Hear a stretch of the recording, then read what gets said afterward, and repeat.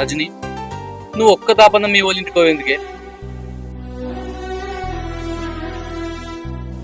అమ్మలాగా అర్థం చేసుకునే అత్త ఉండగా, నాన్నలా చూసుకునే భర్త ఉండగా, తోడబుట్టిన అక్క చెల్లెళ్ళ కంటే ఎక్కువ చూసుకునే ఆడబిడ్డ ఉండగా, నాకు ఇంకా అమ్మ వాళ్ళ ఇల్లు ఎందుకు గుర్తుకొస్తుందయ్యా?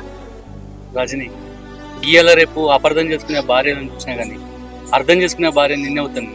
ఏడవకు. ఇగో నువ్వు గిట్ల మొగినావు అనుకో, నేను నిజంగానే మా అమ్మోళ్ళ ఇంటికి పోతాం మరి. తిను.